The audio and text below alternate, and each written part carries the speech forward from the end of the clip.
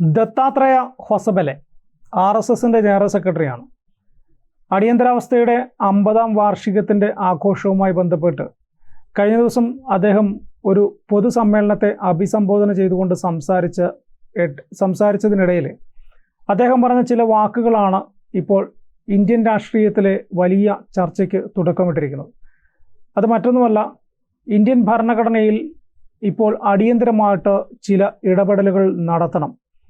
അതിലെ മതേതരത്വം, സോഷ്യലിസം തുടങ്ങിയ ആവശ്യമില്ലാത്ത കുറേ പദങ്ങൾ അതിനകത്ത് എഴുതി ചേർത്തിട്ടുണ്ട്. അതെല്ലാം തന്നെ അതിൽ നിന്ന് ഒഴിവാക്കേണ്ടതാണ്. ഇന്ത്യൻ രാഷ്ട്രീയത്തിൻ്റെ പല കാലഘട്ടങ്ങളിൽ ചർച്ച ചെയ്യപ്പെട്ട ഒരു കാര്യമാണ് ഇന്ത്യൻ ഭരണഘടന എന്ന് പറയുന്നത്.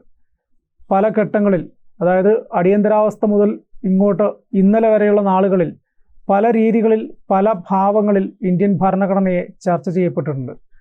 അതിലേറ്റവും ഒടുവിലായിട്ടുള്ളതാണ് RSSന്റെ ജനറൽ സെക്രട്ടറിയുടെ ഈ പദങ്ങൾ. അദ്ദേഹം പറഞ്ഞ പരാമർശം ഇങ്ങനെയാണ്. അതായത് മതേതരത്വം, സോഷ്യലിസം തുടങ്ങിയ പദങ്ങൾ ഇന്ത്യൻ ഭരണഘടനയിൽ ഇല്ലാത്തതായിരുന്നു. ഇടക്കാലത്ത് അതിൽ ചെറിയ ഭരണഘടനയിൽ മാറ്റം വരുത്തിയപ്പോൾ കോൺഗ്രസ് എഴുതി ചേർത്തതാണ് ഈ രണ്ട് പദങ്ങളും. ഇത് ഇന്ത്യൻ ഭരണഘടനയിൽ അംബേദ്കർ വിഭാവനം ചെയ്ത ഇന്ത്യൻ ഭരണഘടനയിൽ ഇല്ലാത്തത് കൊണ്ട് തന്നെ അത് നീക്കം ചെയ്യേണ്ടത് അടിയന്തരമായിട്ട് ചെയ്യേണ്ട ഒരു കാര്യമാണ്. അതിന് കേന്ദ്ര സർക്കാർ ഉടൻ ഒരു തീരുമാനമെടുക്കണം, അതിനു വേണ്ട കാര്യങ്ങൾ ചെയ്യണം എന്ന് പറഞ്ഞുകൊണ്ട് RSSന്റെ നിലപാട് എന്ന രീതിയിലാണ് RSSന്റെ ജനറൽ സെക്രട്ടറി ഇത്തരത്തിൽ ഒരു പരാമർശം നടത്തിയത്. തുടർന്ന് ഇന്ത്യയിൽ വലിയ ചർച്ചയായി. പ്രധാനമായിട്ടും കോൺഗ്രസ് എന്ന രാഷ്ട്രീയ പാർട്ടി അതിൻ്റെ ചർച്ചകൾ പല തലങ്ങളിലേക്ക് കൊണ്ടുപോയി. ഇപ്പോൾ ഏറ്റവും ഒടുവിലായിട്ട് കോൺഗ്രസിൻ്റെ ദേശീയ അധ്യക്ഷൻ തന്നെ ഭരണഘടനയിലെ ഏതെങ്കിലും വാക്കിൽ സ്പർശിച്ചാൽ പല്ലും നഖവും ഉപയോഗിച്ച് എതിർക്കും, അതിന് ഏത് രീതിയിലുള്ള സമരമുറകൾ പുറത്തെടുക്കേണ്ടി വന്നാലും അതിന് ഞങ്ങൾ തയ്യാറാണ് എന്ന രീതിയിൽ അദ്ദേഹം ഒരു പരാമർശം നടത്തിയിട്ടുണ്ട്. അതായത് അദ്ദേഹത്തിൻ്റെ വാക്കുകളിലേക്ക് നമുക്ക് പോകാം. ഭരണഘടനയിലെ ഏതെങ്കിലും വാക്കിൽ സ്പർശിച്ചാൽ പല്ലും നഖവും ഉപയോഗിച്ച് പോരാടുമെന്നാണ് കോൺഗ്രസിൻ്റെ അധ്യക്ഷനായിട്ടുള്ള മല്ലികാർജുൻ ഖാർഗെ ഇപ്പോൾ പ്രഖ്യാപിച്ചിരിക്കുന്നത്. RSS general secretary Dattatreya Hosabale മനുസ്മൃതിയുടെ മനുഷ്യനെന്നും ഖർഗെ വിശേഷിപ്പിച്ചിട്ടുണ്ട്. RSSന്റെ ഏറ്റവും വലിയ, അല്ലെങ്കിൽ അവർ പിന്തുടരുന്നത് മനുസ്മൃതിയാണ്. അപ്പോൾ മനുസ്മൃതിയുടെ മനുഷ്യൻ എന്നാണ് അദ്ദേഹത്തെ വിശേഷിപ്പിച്ചിരിക്കുന്നത്. ഭരണഘടനയിൽ നിന്നും മതേതരത്വം, സോഷ്യലിസം എന്ന വാക്കുകൾ എടുത്തു കളയണമെന്ന ഹൊസബലയുടെ പരാമർശത്തിൽ പ്രതികരിക്കുകയായിരുന്നു അദ്ദേഹം. പാവപ്പെട്ട ആളുകൾ ഉയർന്നു വരുന്നത് അദ്ദേഹത്തിന് താല്പര്യമില്ല. 1000 വർഷങ്ങൾക്ക് മുമ്പ് എന്താണോ ഉണ്ടായത് അത് തന്നെ തുടരാനാണ് അദ്ദേഹത്തിന് ഇപ്പോഴും താല്പര്യം. അതുകൊണ്ടാണ് അദ്ദേഹത്തിന് സോഷ്യലിസവും മതേതരത്വവും സ്വാതന്ത്ര്യവും തുല്യതയും സാഹോദര്യവും ഇഷ്ടമില്ലാത്തത് എന്നും ഖാർഗെ പറഞ്ഞു. ഇത് ഹൊസബലയുടെ വാക്കുകളല്ലെന്നും RSSൻ്റേതാണെന്നും അദ്ദേഹം കൂട്ടിച്ചേർത്തു. RSS എല്ലായ്പ്പോഴും പട്ടികജാതി അടക്കമുള്ള വിഭാഗങ്ങൾക്കെതിരായിട്ടാണ് എന്നും ഖാർഗെ പറഞ്ഞിട്ടുണ്ട്. അതായത് പട്ടികജാതി വിഭാഗങ്ങളെ അവരുടെ നേതൃസ്ഥാനത്തേക്ക് കൊണ്ടുവരാനോ അതിലേക്ക് അടുപ്പിക്കാനോ ഒന്നും ശ്രമിക്കാത്ത ഒരു രാഷ്ട്രീയ നേതൃത്വം അല്ലെങ്കിൽ ഒരു സംഘടനയാണ് RSS എന്നാണ് മല്ലികാർജുൻ ഖാർഗെയുടെ പരാമർശം. അവർ അവകാശപ്പെടുന്നത് ഹിന്ദുമതത്തിൻ്റെ ചാമ്പ്യൻ എന്നാണ്. അങ്ങനെയെങ്കിൽ അവർ തൊട്ടുകൂടായ്മ ഇല്ലാതാക്കണമെന്നും ഖാർഗെ പറഞ്ഞു. അതിന് പകരം ശബ്ദമുണ്ടാക്കി രാജ്യത്ത് ആശയക്കുഴപ്പം സൃഷ്ടിക്കുകയാണ്. അത് വളരെ മോശമാണ്. ഞങ്ങൾ അതിന് എതിരാണ്. ഭരണഘടനയിലെ ഏതെങ്കിലും വാക്കിൽ തൊട്ടാൽ പല്ലും നഖവും ഉപയോഗിച്ച് പോരാടും, അതിനെ എതിർക്കും.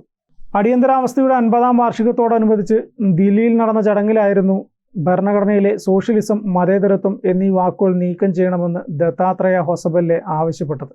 രാജ്യത്ത് അടിയന്തരാവസ്ഥ ഏർപ്പെടുത്തിയ കോൺഗ്രസ് മാപ്പ് പറയണമെന്നാവശ്യപ്പെട്ട ഹൊസബലെ ഇന്ത്യയിലെ ജനാധിപത്യത്തെ നിർവചിക്കുന്ന മതേതരത്വം, സോഷ്യലിസം തുടങ്ങിയ പദങ്ങൾ ഭരണഘടനയിൽ തിരികെ കയറ്റിയതാണെന്നും ഈ വാക്കുകൾ അവിടെ തുടരണമോ എന്ന് നാം ചിന്തിക്കണമെന്നുമായിരുന്നു അന്ന് പറഞ്ഞത്. ശരിക്കും പറഞ്ഞു കഴിഞ്ഞാൽ അടിയന്തരാവസ്ഥയുടെ 50ാം വാർഷികം രാജ്യത്ത് പല രീതിയിൽ ആഘോഷിക്കപ്പെട്ടിട്ടുണ്ട്. പല ആവശ്യങ്ങൾ പല സംഘടനകൾ മുന്നോട്ട് വെക്കുകയും ചെയ്തിട്ടുണ്ട്. അടിയന്തരാവസ്ഥ ഒരു രാജ്യത്ത് അടിച്ചേൽപ്പിച്ച, അല്ലെങ്കിൽ രാജ്യത്തിൻ്റെ മതേതരത്വത്തെയും സോഷ്യലിസത്തെയും കാർന്നു തിന്നുന്ന രീതിയിൽ ഒരു ഭരണാധികാരി, ശരിക്കും പറഞ്ഞാൽ ഇന്ദിരാഗാന്ധി അടിച്ചേൽപ്പിച്ചതാണ് എന്നാണ് RSSും മറ്റ് സംഘടനകളും പറയുന്നത്. രാഷ്ട്രീയപരമായിട്ട് ഒരിക്കലും കോൺഗ്രസ്സിന് ഒരു മേൽക്കോയ്മ ഉണ്ടാക്കാൻ അടിയന്തരാവസ്ഥ കൊണ്ട് നേടിയിട്ടില്ല എന്നതും ഒരു വസ്തുതയാണ്. അടിയന്തരാവസ്ഥ കാലഘട്ടം മുതൽ ഇങ്ങോട്ട് ഇത്രയും വർഷം കഴിഞ്ഞിട്ടും അടിയന്തരാവസ്ഥയുടെ കാലത്തിൻ്റെ ബാക്കി പത്രം പോലെ കോൺഗ്രസ് പല രീതിയിൽ പല കാലഘട്ടങ്ങളിലും പ്രവർത്തിക്കുന്നുണ്ട്.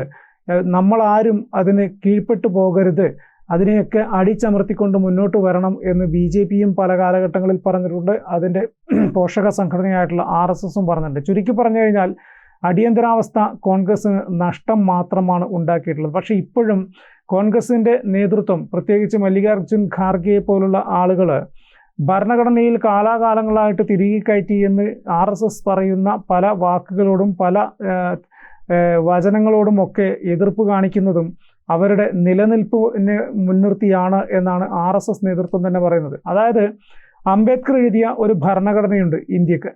ഇന്ത്യയുടെ ഭരണഘടനയിൽ അംബേദ്കർ കാലാകാലങ്ങളായിട്ട് ഇന്ന രീതിയിൽ മാറ്റം വരുത്തണം എന്ന് പറഞ്ഞൊന്നുമല്ല എഴുതിയിരിക്കുന്നത്.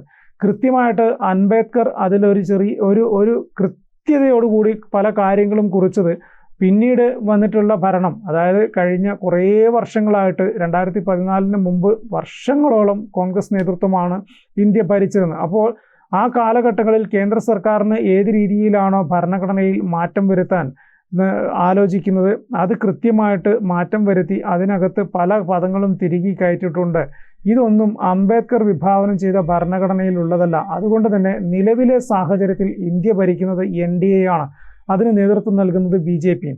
RSS പറയുന്നത് എന്താണോ അതിനെ ചുവടുപിടിച്ചാണ് BJPയുടെ കൃത്യമായിട്ടുള്ള പ്രവർത്തനങ്ങൾ നടക്കുന്നത്. കാരണം BJPയുടെ ഇപ്പോൾ കേന്ദ്രമന്ത്രിയായിട്ടുള്ള പല ആളുകളും RSSന്റെ പ്രമുഖരായിട്ടുള്ള നേതാക്കന്മാരായിരുന്നു. അവരാണ് BJPയുടെ മന്ത്രിമാരായിട്ട് ഇപ്പോൾ ഉള്ളത്. സ്വാഭാവികമായിട്ടും കേന്ദ്ര മന്ത്രിസഭയിലുള്ള അംഗങ്ങൾ, പ്രത്യേകിച്ച് നരേന്ദ്രമോദി, അമിത്ഷാ ഉൾപ്പെടെയുള്ള ആളുകൾ, അവർ RSSന്റെ എന്തൊക്കെയാണ് അജണ്ട അത് കൃത്യമായിട്ട് രാജ്യത്ത് നടപ്പിലാക്കാൻ വേണ്ടി ശ്രമിക്കുന്ന ആളുകൾ തന്നെയാണ്. അവർക്ക് അജണ്ട എന്ന് പറയുന്നത് BJPയുടേത് മാത്രമല്ല RSSന്റെയും കൂടെയാണ്. ഏതൊക്കെ കാലഘട്ടങ്ങളിൽ രാജ്യത്ത് എന്തൊക്കെ മാറ്റങ്ങൾ വരുത്തണം എന്ന് തീരുമാനിക്കുന്നത് RSS ആണ്. അതുകൊണ്ട് തന്നെ RSSന്റെ ദേശീയ ജനറൽ സെക്രട്ടറി പറഞ്ഞ വാക്കുകൾ ഒരു കാരണവശാലും ഇപ്പോഴുള്ള നരേന്ദ്രമോദി ആയിക്കോട്ടെ അമിത്ഷാ ആയിക്കോട്ടെ അവർക്ക് തള്ളിക്കളയാൻ സാധിക്കില്ല എന്നതാണ് അവസ്ഥ. അതുകൊണ്ട് തന്നെ സ്വാഭാവികമായിട്ടും ഭരണഘടനയിലുള്ള ഈ രണ്ട് പദങ്ങൾ, മതേതരത്വം, സോഷ്യലിസം, ഈ രണ്ട് പദങ്ങളും നേരത്തെ ഉള്ളതാണോ തുടങ്ങിയ കാര്യങ്ങളൊക്കെ തന്നെ ഇപ്പോൾ പരിശോധിക്കാൻ ആരംഭിച്ചിട്ടുണ്ട് എന്നാണ് മനസ്സിലാകുന്നത്. അങ്ങനെ വരികയാണെങ്കിൽ ഒരു പക്ഷേ ഈ രണ്ട് പദങ്ങളും ഭരണഘടനയിൽ നിന്ന് എടുത്തു മാറ്റാനുള്ള ഒരു തീരുമാനത്തിലേക്ക് കേന്ദ്ര സർക്കാർ പോകും. കേന്ദ്ര സർക്കാർ അങ്ങനെ ഒരു നീക്കം തുടങ്ങിക്കഴിഞ്ഞാൽ അതിനെ പല്ലും നഖവും ഉപയോഗിച്ച് എതിർക്കും എന്ന് പറയുന്ന മല്ലികാർജ്ജുൻ ഖാർഗെയുടെ നേതൃത്വത്തിലുള്ള കോൺഗ്രസ് വലിയ സമരവുമായിട്ട് തെരുവിലേക്ക് ഇറങ്ങും. പാർലമെന്റിന് അകത്തും പുറത്തും അതൊരു സമരമായിട്ട് വരും. അതിന് പ്രധാനപ്പെട്ട ഒരു കാരണം കൂടി നമുക്ക് ചൂണ്ടിക്കാണിക്കാം. 2026 കേരളം ഉൾപ്പെടെയുള്ള സ്ഥലങ്ങളിൽ നിയമസഭാ തെരഞ്ഞെടുപ്പുകൾ നടക്കുന്നുണ്ട്. ലോക്സഭാ തെരഞ്ഞെടുപ്പിൽ കാര്യമായ നേട്ടങ്ങൾ കോൺഗ്രസിന് പല സംസ്ഥാനങ്ങളിലും നേടാൻ സാധിച്ചിട്ടില്ല. പല നിയമസഭാ മണ്ഡലങ്ങളും കോൺഗ്രസിനെ പിന്തുണച്ചിട്ടില്ല. പല സംസ്ഥാനങ്ങളിൽ നിന്നും കോൺഗ്രസിന് ഭരണം നഷ്ടപ്പെട്ടിട്ടുണ്ട്. അതുകൊണ്ട് തന്നെ അവസാനത്തെ കച്ചിത്തുരുമ്പ് എന്ന നിലയിൽ കോൺഗ്രസ് ഭരണഘടനയിൽ പിടിച്ച് ഒരു സമരമുഖത്തേക്ക് പോകാനുള്ള സാധ്യതകൾ നമ്മൾ കാണുന്നുണ്ട്. അത് മറ്റൊന്നുമല്ല, വരാനിരിക്കുന്ന പല സംസ്ഥാനങ്ങളിലെയും നിയമസഭാ തെരഞ്ഞെടുപ്പുകൾ തന്നെ മുന്നിൽ കണ്ടുകൊണ്ടാണ് എന്നതുകൂടി നമുക്ക് പറഞ്ഞു വെക്കാം. കൂടുതൽ വാർത്തകളും വിശേഷങ്ങളും നിങ്ങളിലേക്ക് എത്താൻ ABC മലയാളം സബ്സ്ക്രൈബ് ചെയ്യുക, ബെൽ ബട്ടണും അമർത്തുക.